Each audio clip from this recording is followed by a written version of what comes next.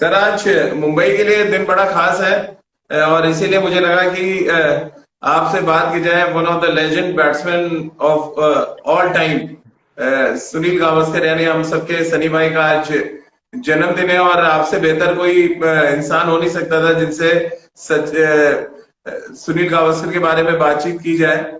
क्या कुछ सर जहन में आता है? सुनील गावस्कर नाम आते ही आया सर, पहला पहला जो वर्ड है वो क्या जहन में आता है आपके? परफेक्शन। परफेक्शन। जी। क्योंकि जो जिस तरह से, और क्रिकेट की बात करता हूँ मैं, जिस तरह से उन्होंने जिस अंदाज से खेला, जिस टेक्निकल जो एक आप खुद क्रिकेट खेले हुए हो, तो टेक्निक हर बैट्समैन की अलग होती है। एक जी। टेक्निकल पैरामीटर्स होते हैं कि इस तरह से खेलना चाहिए, उस पैरामीटर में घुल कर परफेक्शन दिखाना, ये बहुत बड़ी बात है। और मेरे ख्याल से जो हमने देखा है, एटलीस्ट मैंने जो देखा है पिछले 50 साल में, या 65 साल 55 साल में, तो दो बैट्समैन जो है वो बहुत ही टेक्निकली परफेक्ट नजर आते हैं इंडिया से। एक है सुनील गावस्कर, दूसरे सचिन तेंदुलकर, जो जी। ऑर्थोडॉक्स क्लासिकल टेक्निक हम जिसकी बात करते हैं। और जहां तक गावस्कर का सवाल है, तो बहुत से लोग ये भूल जाते हैं कि वो ओपनिंग बैट्समैन थे। एक ओपनिंग जी। बैट्समैन का चैलेंज बहुत अलग होता है। अगर ओपनिंग बैट्समैन हल्का हल्का हो, तो मिडिल ऑर्डर पे कितना दबाव आ सकता है आप सब जानते हैं। तो जिस तरह से वो अपने पूरे करियर में खेले, फर्स्ट क्लास हो या टेस्ट में हो, और जिस जिम्मेदारी के साथ खेले, जिस ये कोशिश रही कि हमेशा से पहले पहले जो टेक्निक वो कोचेस बताते थे, ओपनिंग बैट्समैन तो आपका जॉब ये है कि शाइन को देख लें, अगर नए गेंद में हाँ, शाइन सी निकाल ऑफ लें। करना है। मतलब शाइन को सी ऑफ करना हाँ, है। सी ऑफ द जी। शाइन। तेज गेंदबाजों को थका दे और फिर रन के बारे में सोचे। आजकल जो है पूरी सोच बदल गई है। लेकिन उस जी। सोच में जिस तरह से उन्होंने बैटिंग की, without helmet, against all bowlers, Pakistan के हो, इंग्लैंड के हो, ऑस्ट्रेलिया के, और खास करके वेस्ट इंडीज जिनके खिलाफ उनका बहुत जबरदस्त रिकॉर्ड है, विदाउट हेलमेट, ये मेरे ख्याल से आज के जमाने के, आज के दौर के जो क्रिकेट प्रेमी हैं, उनको मैं तो कहूंगा कि आप यूट्यूब में जाके देखें कि बैटिंग किस तरह से वो जी। करते थे। वरना जो देखा है वो समझता है कि किस किस दर्जे के बल्लेबाज थे वो। अरे सर, आपकी तो बहुत अच्छी मेमोरीज होगी क्योंकि आप मुंबई रहे हैं, आपने उनको डोमेस्टिक क्रिकेट भी खेलते देखा और उसके बाद उनका जो पहला यादगार टूर था वेस्ट इंडीज का, वो भी आपने देखा। कैसे करियर में किया और जो इम्पैक्ट पहला डाला, उसको आप किस तरह से देखते हैं? सॉरी राजीव, आपकी लाइन चली गई थी, मुझे आप सवाल फिर से कीजिए। मैं कह रहा हूँ कि सर, पहला आपने डोमेस्टिक क्रिकेट भी कवर किया है सनी भाई को, और आप बहुत बेहतर तरीके से उनको जानते हैं। जो इम्पैक्ट की बात करते हैं वर्ल्ड क्रिकेट पे, जो पहले दौरे का इम्पैक्ट डाला सनी भाई ने वेस्ट इंडीज दौरे पे 71 में, क्या उसकी कुछ कुछ यादें आप शेयर करेंगे हमारे व्यूवर्स के साथ? देखिए, सनी गावस्कर जो है वो स्कूल्स और कॉलेज क्रिकेट में तब से ही रन बनाते थे। सचिन तेंदुलकर की जी। तरह नहीं आप गिन सकते हैं कि स्कूल से सीधा इंटरनेशनल क्रिकेट में गए, लेकिन अच्छा खासा उन्होंने 2 साल यूनिवर्सिटीज क्रिकेट खेला। और उन दिनों राजीव, मैं 1969-68 की बात करता हूँ, 70 की, जब जी। यूनिवर्सिटी क्रिकेट का स्टैंडर्ड बहुत ऊंचा होता था इंडिया में। आप जी। यूनिवर्सिटी क्रिकेट से जो प्लेयर्स आए हैं, गावस्कर, विश्वनाथ, ब्रिजेश पटेल वगैरह वगैरह, अंशुमन गायकवाड़, वो दर्जा बहुत, उनसे पहले बिशन सिंह बेदी, ये इस जी। कैलिबर के बल्लेबाज आते थे, क्योंकि वो जरिया ही वही था। स्कूल्स में आप अच्छा खेले, फिर यूनिवर्सिटी में अच्छा खेले, फिर आप फर्स्ट क्लास में जा सकते हैं। तो फर्स्ट क्लास में भी उन्होंने अच्छे खासे रन बनाए। एक जो बहुत जल्द उनमें एक जो एक क्वालिटी थी, वो सब नजर आ गई सबको, कि इजीली विकेट फेंकते नहीं थे, विकेट तो फेंकते ही नहीं थे। और जी। और जिस तरह से वो खेलते थे, पहले क्लासिकल अप्रोच जो होता है कि आप पहले वी में खेले, सामने खेले, सीधा खेले, और उनके पास एक्चुअली सब स्ट्रोक्स है। वो बहुत अच्छा हुक शॉट खेलते हैं, जी। बहुत अच्छा हुक शॉट खेलते हैं। लेकिन आप अगर उनके रिकॉर्ड देखें और इनिंग्स देखें, पारियां देखें, तो पहले 8-10 साल तक उन्होंने हुक शॉट कट कर दिया था अपने गेंद से, मैच जी। से या बैटिंग से, ताकि विकेट ना जाए और प्रॉब्लम ना हो जाए मिडिल ऑर्डर को। जी। 3 में वो जब वेस्ट इंडीज आई थी 83 में, तब फिर से उन्होंने हुक शॉट खेलना शुरू किया। यानी 10-12 साल तक अपने आप को तरसाया जी। कि ये शॉट बंद कर दे, क्योंकि रिस्क हाई है। और रिस्क हाई है, अगर आउट हो गए तो फिर प्रॉब्लम हो जाएगा। लेकिन दूसरी बात जो थी, उनके पास बड़ी पारी खेलने का, लंबी, स्टेमिना बहुत, रन के लिए भूख बहुत, और कंसंट्रेशन जो है, जैसे घोड़ा होता है ना, आप घोड़ा गाड़ी चलाते हैं कि उसको यहाँ पर लगा देते हैं ब्लिंकर्स, ताकि वो और सीधा जी। हाँ, कि सीधा एक जो है आप बिल्कुल उससे आप उससे आपकी निगाहें हटेगी नहीं। इसीलिए उनका जी century record first class cricket में भी बहुत ऊंचा है, बहुत ज्यादा जी। कन्वर्जन रेट है, बहुत हाई कन्वर्जन रेट है। तो आप आया सर कोई, अगर 3 हम इंसिडेंट याद करने की बात करें जो हमारे व्यूवर्स जानना भी चाहते हैं, क्योंकि आप सनी भाई को बहुत नजदीक से जानते भी हैं आप, उनके ह्यूमर के बारे में तो हम सब ने कमेंट्री बॉक्स में देखा हुआ है किस तरह का जबरदस्त सेंस ऑफ ह्यूमर है कुछ। लेकिन जब वो क्रिकेट खेला करते थे, कुछ ऐसे 3 इंसिडेंट जो आपके जहन में आते हो जो आम लोगों को ना पता हो।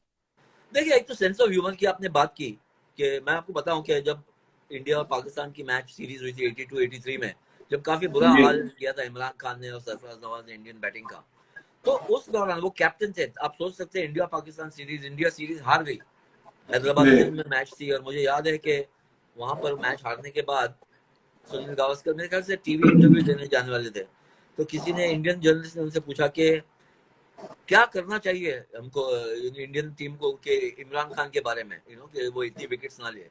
तो उन्होंने कहा, एक काम करें आप, साइड स्क्रीन जो दिखता है ना, वहां नजर आ रहा है आपको, वो बीच में लेके आए, पिच पे रख दे, ताकि वो हमारे सामने बॉलिंग ना कर पाए।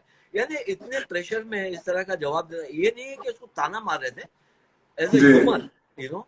तो एक उनका सेंस ऑफ ह्यूमर बहुत अच्छा था, ये मानने के लिए भी ठीक, कि हम अच्छा नहीं खेले, हार गए, लेकिन इसका मतलब नहीं कि कोशिश नहीं की। जी दूसरा, दूसरा एक उनकी एक बहुत, शायद आप बहुत कम लोगों को आदत उनकी पता होगी, कि जब वो सीरीज में रहते थे या टूर पे रहते थे या डोमेस्टिक सीरीज में, तो हमेशा प्लेन में ट्रैवल करते वक्त वो थ्रिलर्स पढ़ते थे हमेशा।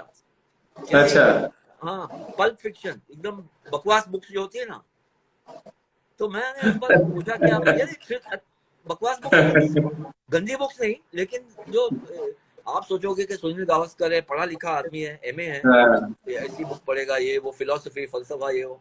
तो उन्होंने कहा, देखो, मुझे माइंड को डाइवर्ट करना है, अगर मैं ज्यादा और सोचूंगा ना, तो मेरे मुझसे सहन नहीं होगा। तो मुझे फ्लाइट्स जी में, ड्रेसिंग रूम में, जब वो अगर आउट हो जाते थे, आके बैठते थे, तो बुक्स पढ़ते थे, और बुक यानी कि एकदम लाइट लाइट बुक्स, ताकि उनका जो जो मेंटल एनर्जी है, वो बैटिंग के वक्त पूरा उनका उनके पास रहे।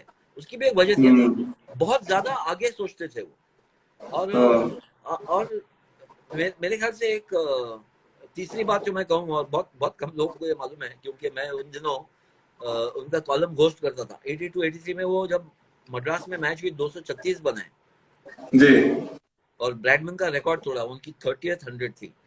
तो जी जब 100 पास किया उन्होंने, मैं उनके रूम पे गया कि भाई बातचीत करेंगे कल, मिड डे में मैं जब काम करता था, कॉलम करना है। जी तो वो उनके रूम में डॉम मोरेज एक राइटर थे, और गुंडप्पा विश्वनाथ बैठे हुए थे। तो उन्होंने कहा, आप इनके साथ थोड़ा बैठे, मैं शावर वावर लेके आता हूँ, और फिर हम लोग बात करेंगे। तो 8-9 बज गए, और हम लोग बैठ बैठ के बात कर रहे हैं, विश्वनाथ, मैं, 11, साढ़े 11, 12। मैंने कहा, भाई ये गावस्कर गए कहाँ हैं? उनके पास स्वीट था, होटल में स्वीट था। तो मैं उनके रूम में ऐसा झांका कि डिस्टर्ब नहीं करूं, देखा हाँ, तो बिल्कुल सोए हुए हैं, डेड, एकदम ऐसे जैसा बेहोशी के आलम में सोता है ना, वैसे। जी जी तो मैंने कुछ कहा नहीं उनसे। नेक्स्ट डे वो आए और डबल सेंचुरी उन्होंने बनाई, तो फिर मैं गया उनसे मिलने। तो मैंने उनसे पूछा, भाई ये आप तो आपने कहा था कि आप आ रहे हैं, ज्वाइन करें, तो उन्होंने कहा, आप लोग सब इतने मस्त थे, इतने अच्छे मूड में थे, तो मैंने सोचा कि मैं क्यों खलल डालूं ऐसे मूड को। मैं हो गया, क्योंकि मुझे कल सवेरे फिर से बैटिंग करना है, और मुझे जी वो रेस्ट पीरियड जो चाहिए 7-8 घंटे का, वो अगर नहीं मिलेगा तो मेरे से खेला नहीं जाएगा। यानी इतना तवज्जो, इतना कंसंट्रेशन, और फिर सब जानते हैं 236 रन बनाए। तो जी बहुत से, और राजीव वो मेरे साथ काम किया है as a professional journalist. Zee Sports book magazine जहाँ पर मैं काम करता था, वो उसके एडिटर रह चुके हैं, और मैं साथ में, और मैं वहाँ पर एसोसिएट एडिटर था।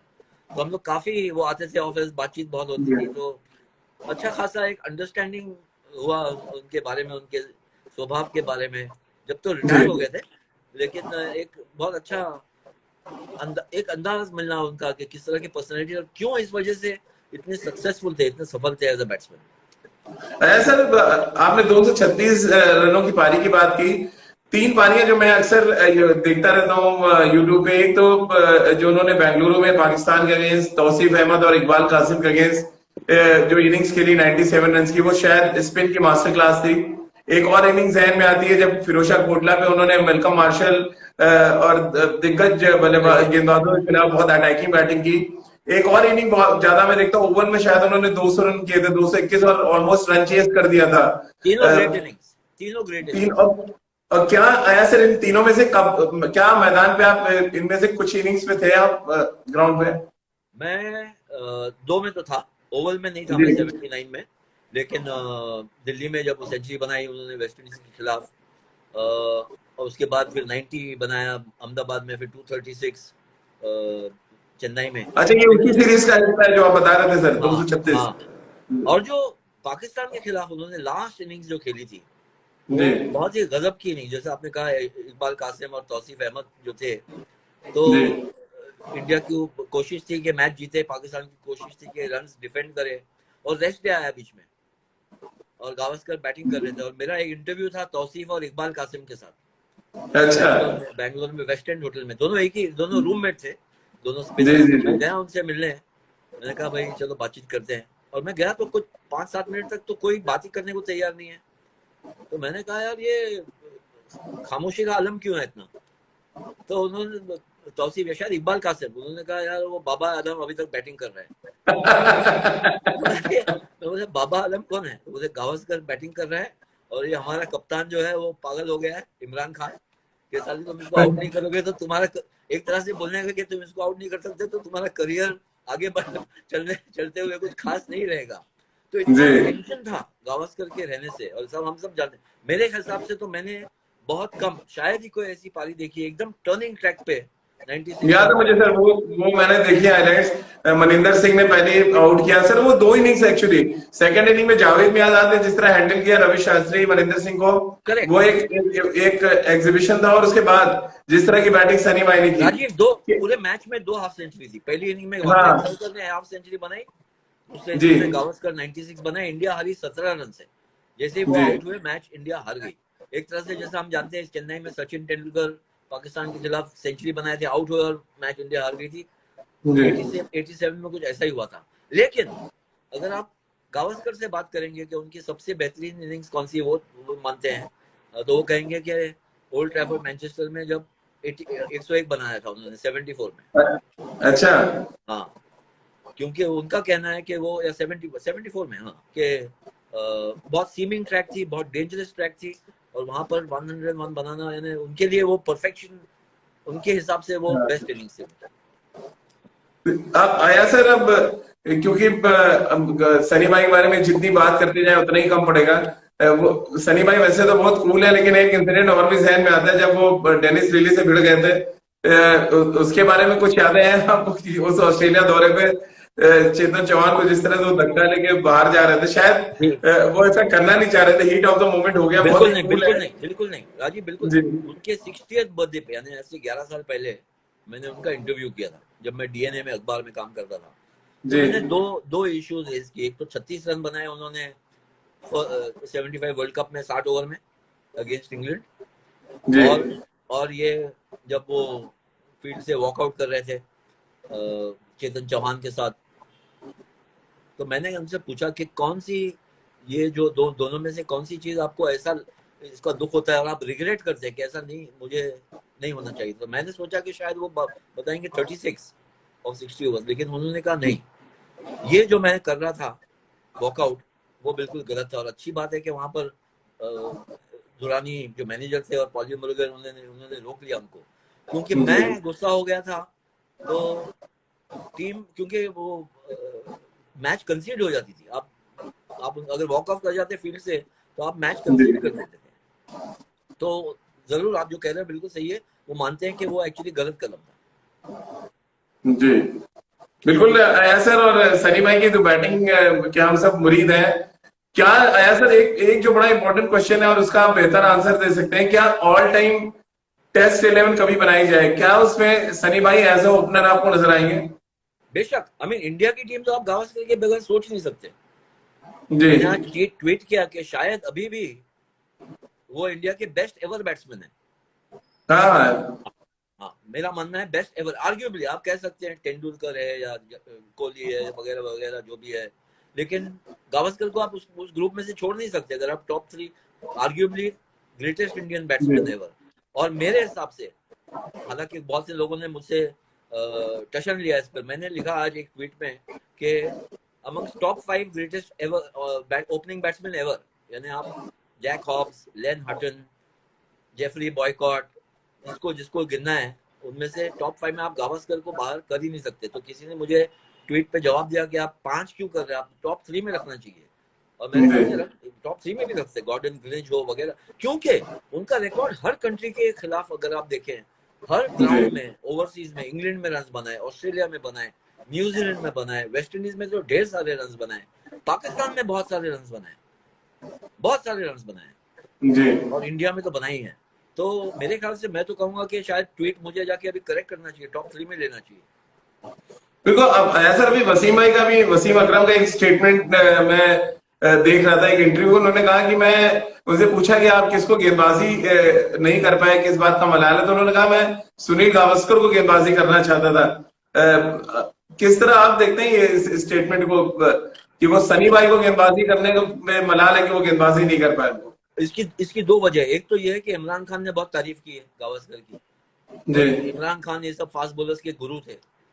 वो रमीज राजा को बताते थे, आपके साथ हम लोग ने शायद शो भी किया है, कि रमीज को बताते थे देखा बैटिंग ऐसी होती है, ओपनिंग बैटिंग ऐसी होती है। हालांकि वो ऑपोजिट टीम में है, फिर भी वो बताते थे ये देखो गावस्कर कैसे बैटिंग कर रहे हैं। तो अगर आप वसीम अकरम हो, ऑल टाइम ग्रेट बॉलर, तो एज अ ग्रेट बॉलर आपको भी चाहिए कि आपको चुनौती कौन दे, आपको कौन कम्पीट कर सकता है आपके सामने, आपको चैलेंज कौन कर सकता है।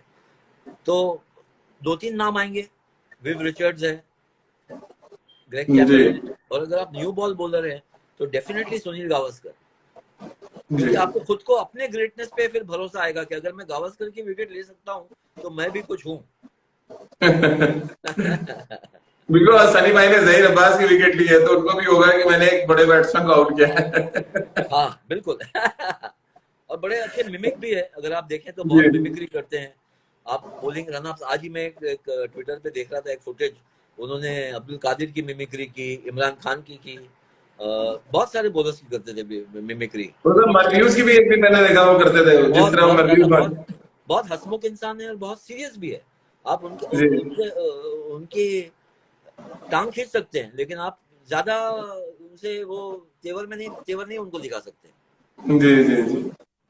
अया सर, चलते चलते आखिरी सवाल, क्या हम कह सकते हैं आज सनी भाई के बर्थडे के दिन की सनी भाई आगे आगे बाकी सचिन तेंदुलकर, रोहित शर्मा, विराट कोहली सब पीछे पीछे इंडियन क्रिकेट के ऑल टाइम बेस्ट बैट्समैन?